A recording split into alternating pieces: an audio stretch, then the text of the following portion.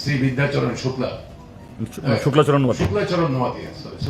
নোয়াতিয়া নির্বাচনের সমস্ত আচরণবিধি ভঙ্গ করে উনি যে কেন্দ্র থেকে নির্বাচিত হয়েছেন, জোলাইবাড়ি বিধানসভা কেন্দ্র, সকাল থেকে বুথে বুথে ঢুকেছেন। বুথে ঢুকা মানে প্রিসাইডিং অফিসার বা পোলিং স্টাফের থেকে 100 বা 150 200 গজ না, পোলিং বুথের ভিতরে ঢুকেছেন। প্রিসাইডিং অফিসার পোলিং স্টাফকে জিজ্ঞেস করেছেন যে কেন দেরি হচ্ছে, কেন মানুষ লাইন দাঁড়িয়ে আছে, এত কি পরিচয়পত্রের দরকার, একটা সাদা কাগজের নাম্বার আছে, এটা দেখলেই তো হয়। এবং সেটা অধিকাংশ পোলিং বুথে করার পরে একটা জায়গাতে আমাদের এজেন্ট ছিল, সেই এজেন্ট যখন প্রতিবাদ করেছে তখন পোলিং প্রিসাইডিং অফিসার বলতে বাধ্য হয়েছেন যে স্যার এটা আপনার কাজ না, ইলেকশন কমিশনের যে নির্দেশ সেই নির্দেশ মতো ফটো আইডেন্টিটি কার্ড বাধ্যতামূলক, আমরা তা দেখব, আপনার যদি কোনো দেরি আমরা 1 মিনিটের জন্য করব না। আমরা সেটা ডিএম ধলাই সিইউর অফিসকে আমরা জানাই এবং ওনারা আমাদেরকে কনফার্ম করে এটা সম্পূর্ণ বেআইনি। ডিএম সাউথকে নির্দেশ দেওয়া হয়েছে যে ওকে যেন বের করে দেয় এবং ওর অফিসকে চিঠি দেওয়া হচ্ছে, মন্ত্রীকে চিঠি দেওয়া হচ্ছে, সম্পূর্ণ বেআইনি। এটা সম্পূর্ণ অপরাধমূলক কাজ। 1 2 নম্বর হচ্ছে যারা এই যে সাইলেন্স পিরিয়ড, যারা সম্ভাব্য আমাদের ইন্ডিয়া ব্লকের এই ছিলেন এজেন্ট ছিলেন, সেই এজেন্টদের ওরা আমাদের একজনের ছোট এলাকা, ছোট চেনা পরিচয়, খুব অসুবিধা হয় না, এই তাদের বাড়িগুলো বাছাই করেই সবচেয়ে বেশি হামলা উজ্জ্বতি হয়েছে। এবং আপনি দেখবেন যে সমস্ত এর মধ্যে আমাদের পুলিং এজেন্ট একটা উল্লেখযোগ্য অংশে আমরা পুলিং এজেন্ট ঢুকতে পারিনি, ঢুকেছে তো বের করে দিয়েছে। আমাদের প্রধানমন্ত্রী মঙ্গলসূত্রের জন্য বক্তৃতা দিচ্ছেন আর তেলিয়ামুড়াতে প্রকাশ্যে বলে যাচ্ছে যে কালকে ভোট দিতে যাবে তো বিধবা হয়ে যাবে। এটা কোন ধরনের মঙ্গলসূত্রের এই ক্যাম্পেইন? এই ধরনের আচরণ ওরা করছে। যে কোনো ভাবে হোক মানুষ তারপরেও ধৈর্য ধরে প্রচন্ড রৌদ্রতাপ এবং ওদের হুমকি উজ্জুতি উপেক্ষা করে ভোট দিয়েছে। আমরা তাদেরকে ধন্যবাদ জানাই, অভিনন্দন জানাই। আমি এটাতে একটু সংযোজন করছি, এই যে শুক্লাচরণ নোয়াতিয়া তিনি জোলাইবাড়ি বিধানসভা কেন্দ্রের বিধায়ক বটে, কিন্তু তিনি ভোটার হলেন এই মাতাবাড়ি বিধানসভা কেন্দ্রের। অর্থাৎ নির্বাচনী আইন অনুযায়ী শুক্লাচরণ নোয়াতিয়া 24 তারিখ বিকাল 4 ঘটিকার পর তিনি জোলাইবাড়ি বিধানসভা কেন্দ্রে থাকতেই পারেন না, কিন্তু সেখানে পড়ে আছেন। এবং আরো দুর্ভাগ্যের হলো তিনি শেষ একটা বুথে গিয়ে ঢুকেছেন, একজন প্রিসাইডিং অফিসারকে ধমক দিচ্ছেন। এই যে একটু আগে বললেন, শুনলেন যেটা, অর্থাৎ এই সমস্ত আই কার্ড টাই কার্ড দেখার দরকার নেই, যে একটা নাম্বার নিয়ে আসবে দিতে হবে। তো ভদ্রলোক প্রিসাইডিং অফিসার তিনি ভদ্রতার সাথে বলেছেন, স্যার এটা কি করতে হবে না হবে এটা কমিশনের লোকরা বলবেন, আপনার বলা অধিকার নেই, আর আপনি এখানে ঢুকতেই পারেন না। আমাদের কাছে যা খবর, তারপর মন্ত্রী সাহেব তিনি ওই প্রিসাইডিং অফিসারের বিরুদ্ধে এই ফোন করে এআরওকে জানিয়েছেন, assistant returning officer, additional SDO সম্ভবত শান্তিরবাজারের। তো প্রাথমিকভাবে ওই এআরও তার উচিত ছিল যে মন্ত্রীকে জিজ্ঞাসা করা আপনি কিভাবে এই বুথে গেলেন, এবং তার বিরুদ্ধে আইনানুগ ব্যবস্থা করা, যে পুলিশ দিয়ে ওনাকে অ্যারেস্ট করে লকআপে ঢুকানো। কেননা একজন বহিরাগত এসে একটা বুথে প্রিসাইডিং অফিসারকে করতে পারেন, আর সঙ্গে সঙ্গে সেই প্রিসাইডিং অফিসারকে এই হটিয়ে দিয়েছেন এআরও সাহেব। যাই হোক, তারপরে এখান থেকে হস্তক্ষেপ হওয়ার পর তখন অন্য সভায় গাইছেন না, এআরও অসুস্থ ইত্যাদি ইত্যাদি। অর্থাৎ যে রিটার্নিং অফিসারের তরফ থেকে, ঊর্ধ্বতন কর্তৃপক্ষের তরফ থেকে একটা পজিটিভ ভূমিকা না নিলে পরে এটা উল্টা হয়ে যেত। তো এরকমও ঘটনা কিছু কিছু ঘটেছে কিছু জায়গাতে, যেটা অত্যন্ত নিন্দনীয় এবং একেবারে বাঞ্ছনীয় নয়। এই জাতীয় ঘটনা ঘটেছে।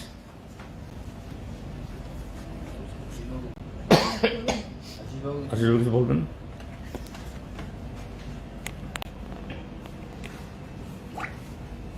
সাংবাদিক বন্ধুদের স্বাগত জানাই।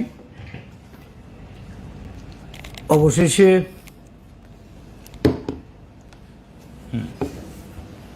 আমাদের রাজ্যে দুটো লোকসভা নির্বাচন সম্পন্ন হয়েছে। নির্বাচন উৎসবের মেজাজে হয়েছে, এটা শাসক দলের দাবি।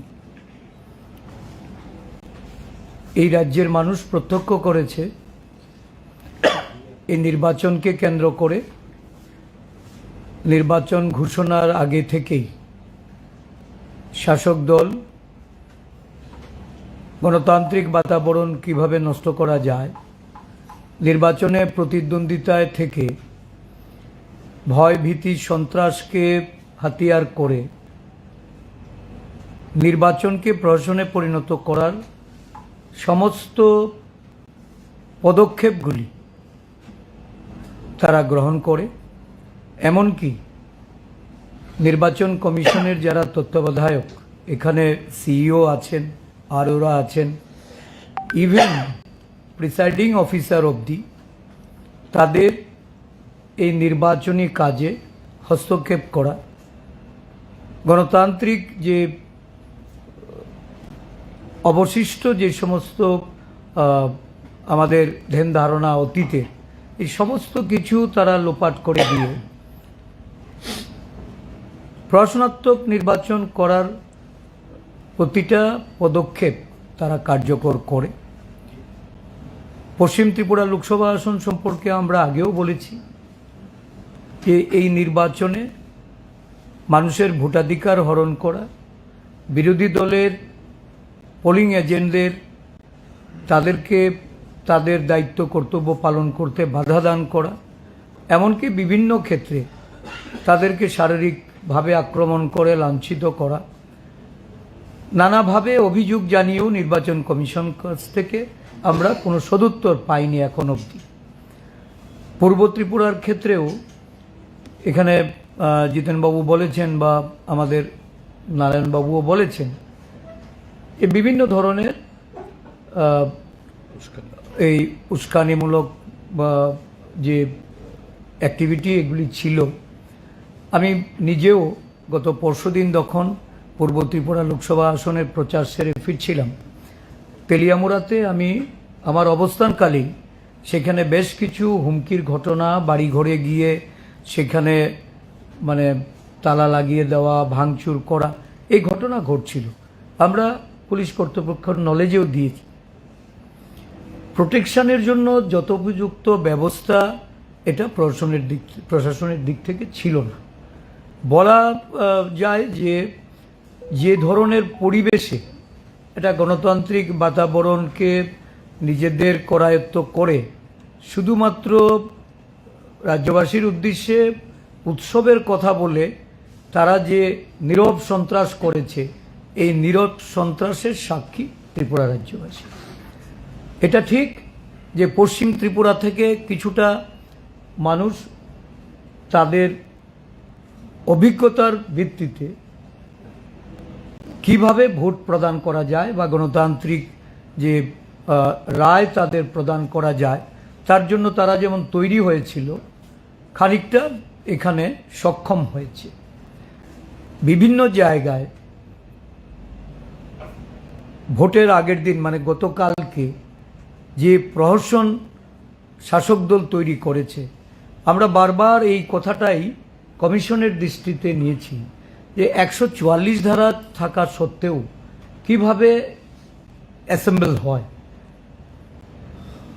20টা 25টা বাইক একসঙ্গে ছুটছে, সন্ধ্যার পর থেকে নানা জায়গায় হুমকি ধমকি, রাস্তার উপর তাদের যে মুভমেন্টগুলি, সেগুলি সম্পর্কে যদি কোনো ধরনের স্টেপ তারা না নিয়ে তাদেরকে মুভ করার সুযোগ করে দেয়, ন্যাচারালি একটা অংশের ভোটাররা ভোটদানে বিরত ছিল এবং তাদের ভোটাধিকার হরণ করা হয়েছে।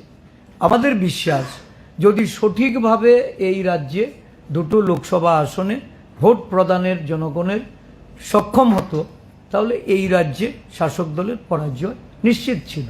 শুধু পরাজয় এড়ানোর জন্য নানা উপায়ে, প্রথমত অশুভ জোটের মাধ্যমে নিজেদেরকে মানুষের কাছে একটা বার্তা পৌঁছানো, মানুষ যেটাকে প্রত্যাখ্যান করছে সেটা বুঝে জনগণের উপর অগণতান্ত্রিকভাবে তারা যে তাদের প্রশাসনকে অপব্যবহার করে যেভাবে ভোট পর্ব সম্পন্ন করেছে, আমরা ধন্যবাদ জানাই এই দুটো লোকসভা আসনে একটা বিরাট অংশের নাগরিকরা সব কিছু উপেক্ষা করেও তারা ভোটদান করেছেন এবং এই ভোটদানের যে সাহসিকতা তারা দেখিয়েছেন, আমরা তাদেরকে অভিনন্দন জানাই। আগামী দিনগুলিতে এই রাজ্যে ভোটের এই চিত্র যদি উৎসবের আকার নেয়, তাহলে বলতে হবে যে এটা এই রাজ্যের জনগণের জন্য গণতন্ত্রের একটা কবরের সৃষ্টি তারা করছে। নির্বাচন কমিশন তাদের এই রাজ্যের যারা দায়িত্বপ্রাপ্ত, তাদের ভূমিকায় আমরা মোটেও সন্তুষ্ট হতে পারছি না। গাদা গাদা অভিযোগ সত্ত্বেও সেগুলি সম্পর্কে কি বিহিত করেছে এখন অবধি আমরা কিছু জানতে পারিনি। আমরা চাইছি যে কমিশন অ্যাকর্ডিংলি তারা যেন অ্যাক্ট করেন এবং প্রতিটা ক্ষেত্রে তাদের পদক্ষেপগুলি যেন নিরপেক্ষ হয়। তো আজকের এই নির্বাচন সম্পর্কে হিরেনবাবু যে কথা বলেছেন যে এখনও পূর্ণাঙ্গ রিপোর্ট আমরা পাইনি, তো কিছু কিছু ক্ষেত্রে যে বিক্ষিপ্ত ঘটনা ঘটেছে সেগুলি তো উঠে এসছে, আপনাদের মিডিয়ার মাধ্যমে অনেক জানতে পেরেছেন। ভোট বয়কট করার মতো ঘটনা ঘটেছে যেটা এই রাজ্যে আমরা কখনো দেখিনি। যাই হোক, সর্বাঙ্গীনভাবে এটাই বলবো যে শাসক দল যেটা ম্যানিপুলেট করে তাদের পক্ষে ভোটারদের তাদের গণতান্ত্রিক রায় যেটা তারা অ্যাচিভ করার চেষ্টা করেছে, এটা খানিকটা প্রতিহত হয়েছে।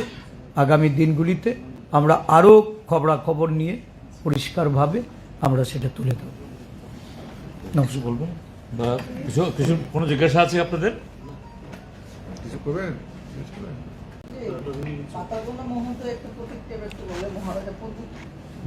নীরব প্রচারের শেষ মুহূর্তে প্রদেশ বিজেপির সহসভাপতি একটা সুপ্রিমো সম্পর্কে একটা মতামত করেছে। কি বলেছে? এই যে মতামত বলছে যে কিছু অপশব্দ প্রদ্যুৎ কিশোরদেব বর্মন নাকি দালাল বলে আখ্যায়িত করেছে, সেটা আপনারা সংবাদ মাধ্যমেও দেখেছেন। এই বিষয়টা নিয়ে আপনার কি প্রতিক্রিয়া বা আপনার এই যে প্রতিক্রিয়াটা, মানে এই যে ওনার যে অভিযোগটা, এটা কি এই যে পূর্ব ত্রিপুরা লোকসভা আসনের ভোটে জনজাতিদের ক্ষেত্রে কোনো প্রভাব পড়তে কি পারে? না, এটা তো ত্রিপুরাজ্যের সাধারণ মানুষের, তাদের সকলেরই যে বক্তব্য, এটাই শাসক দলের অভ্যন্তরেও তারা এটাকে গ্রহণ করতে পারেননি, তারই বহিঃপ্রকাশ। কাজেই এটা নিয়ে আমাদের উচ্ছ্বাসের কোনো প্রশ্ন নেই এবং এটাই অবশ্যম্ভাবী। কেননা এই যে চুক্তি, এই যে তাদের আতাত, এটা সম্পূর্ণ একটা সুবিধাবাদী আতাত, একটা পরস্পর বিরোধী যারা এই বক্তব্য রাখেন, দাবি উপস্থিত করেন, মানুষের কাছে কর্মসূচির প্রতিশ্রুতি দেন, তারা এক প্ল্যাটফর্মে আসতে পারে না। শুধু ভোটে জেতার জন্য একটা সুবিধাবাদী হয়েছে। এটা ত্রিপুরা যে অন্যান্য অংশ জনগণ তো মেনে নিতে পারছেনই না। এটা শুধু ট্রাইবেল অংশের লোক না, ট্রাইবেল নন ট্রাইবেল সকলেই। আর শাসক দলের ভেতরেও যে একটা বিরাট অংশের তাদের মধ্যে যে ক্ষোভ, এটা তারই বহিঃপ্রকাশ। এটা আরো আগামী দিন হবে, আরো ব্যাপকতর হবে।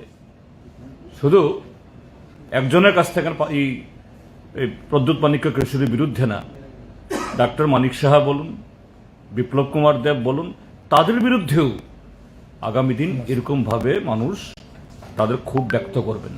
এটা জাস্ট তার একটা কি বলে শুরুয়াত, এটা আরো ব্যাপকতর হবে।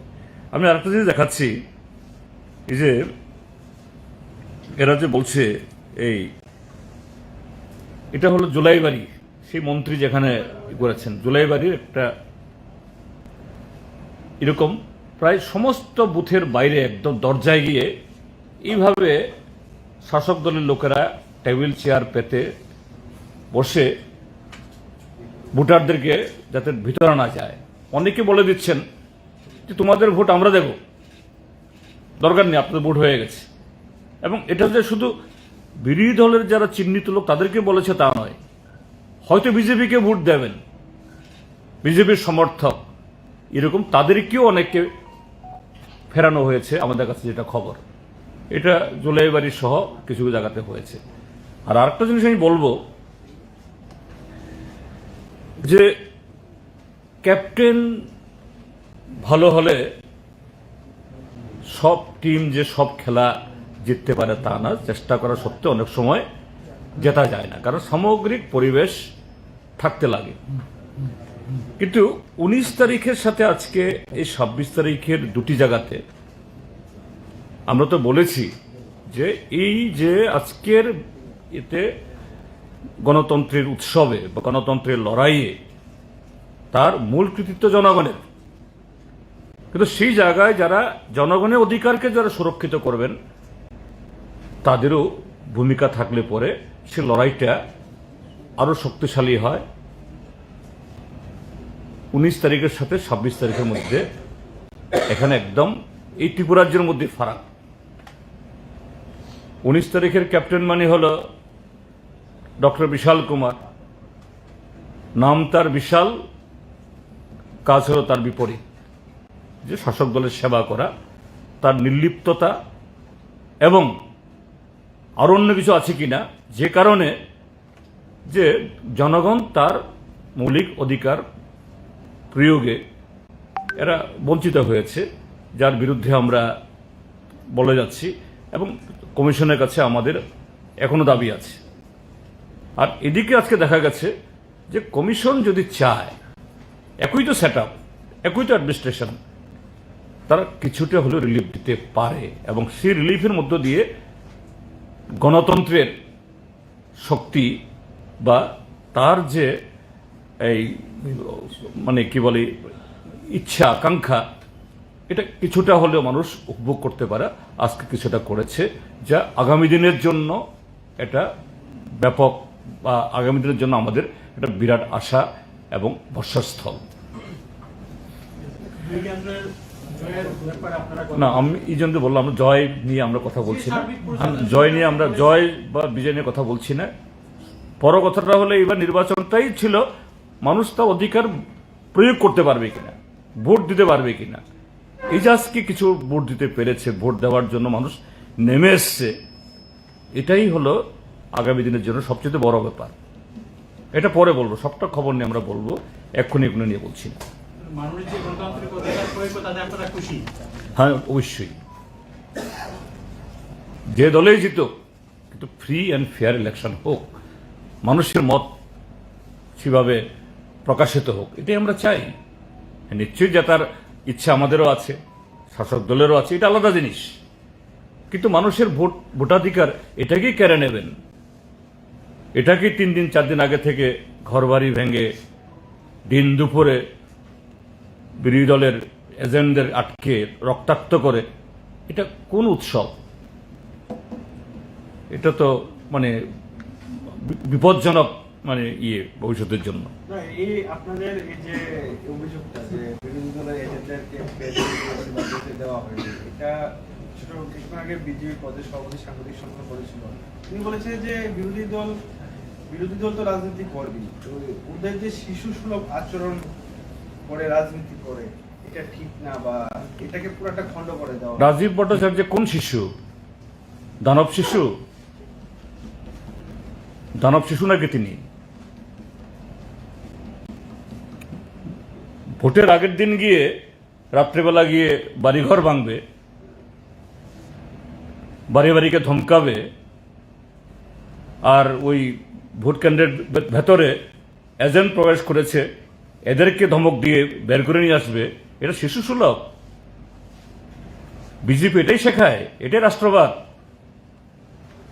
কাজে আমাদের যেটা হলো যে না, আমাদের সব জায়গাতে এজেন্ট ঢুকেও থাকতে পারেনি, কিন্তু তারপরও যে জনগণ এজেন্ট নেই, কিন্তু জনগণ তার ভোট দিতে চেয়েছে, কিছুটা ভোট দিতে পেরেছে। আমাদের কাছে গণতন্ত্র লড়াই, লক্ষ্য রক্ষার লড়াই, এটাই হলো সবচেয়ে বড় কথা। এবং সে লড়াইয়ে জনগণ দেখিয়েছেন যে না, আমরা আর বিজেপির এই একনায়কতন্ত্র এটা আমরা মানব না। এটাই আপনারা কি দয়া করে একটু মিস্টার রাজীব ভট্টাচার্য জিজ্ঞেস করবে, কুমারঘাট সাব ডিভিশনে একটা পুলিং বুথে ঢুকে মন্ত্রী সিপিআইএম এর এজেন্টকে লক্ষ্য করে বলছে ওর বিরুদ্ধে মামলা আছে, কি করে থাকলো? এবং সঙ্গে সঙ্গে ওই সাব ডিভিশনের এসডিএম তাকে তুলে দিয়ে দিল। যখন সিওর কাছে কমপ্লেন হলো, বললো যে এটা পারে না, এবং এই এসডিএম ওর কাছে গিয়ে বললো আমার অন্যায় হয়েছে, হাত জোর করছি, তুমি আবার চলো। এটা কি কি প্রশাসন জানাচ্ছেন ডক্টর মানিক শাহ, আর কি বা রাজীব রাজব শিশু সুলভ বলছেন রাজীব ভট্টাচার্য হলো দানব শিশু। গণতন্ত্রের মানে যারা ধ্বংসকারী দানব, তার শিশু, এই হলো তাদের, এটা তাদের হাসি না। এটা আপনারা জানেন না, 107 ধারায় মামলা কুমারঘাটে বের করে দিয়ে দিলাম। মহারাজা প্রদ্যুৎ কিশোর দেববর্মন কিছুদিন আগে সাংবাদিক সম্মেলন করেছিলেন এবং ভোট বয়কট নিয়ে যখন কথা হচ্ছিল উনি বললেন, সিপিআইএম কে টেনে বললেন যে 25 বছর তাহলে সিপিএম কি করেছে, কেন পানীয় জল হলো না, বিদ্যুৎ হলো না, রাস্তাঘাটের এই অবস্থা, কি বলবেন স্যার আপনার? প্রদ্যুৎ মাণিক্য কিশোরকে আমি অনুরোধ করব যে তিনি এখন ত্রিপুরাজ্যে যেখানে যেতে পারছেন, একটু খবর নেওয়ার জন্য এই রাস্তাঘাটগুলো তার ঠাকুরদাদারা, তার বংশধররা যখন ছিলেন, ওই সময়গুলোতে এইসব জায়গাতে রাস্তা তো প্রশ্নে ওঠে না, হাঁটা রাস্তা ছিল কিনা। কাজে তিনি যেন সে শিক্ষা নেন। কথায় কথায় তিনি বলেন আমি ভূভাগরা মানতে পারে না। এই ভূভাগরাকে বলবো একটু ইতিহাসটা একটু পড়ার জন্য, ইতিহাস পড়ে তারপরে কিছু জ্ঞান বিলি করলে ভালো হবে। যে ব্যক্তি দুদিন আগেও এই বিপ্লব কুমার দেব বিজেপিকে নানাভাবে প্রকাশ্যে গালিগালাজ করতেন, আজকে বলছেন গৃহমন্ত্রী জি বিজেপি हमको बहुत कुछ दिया है।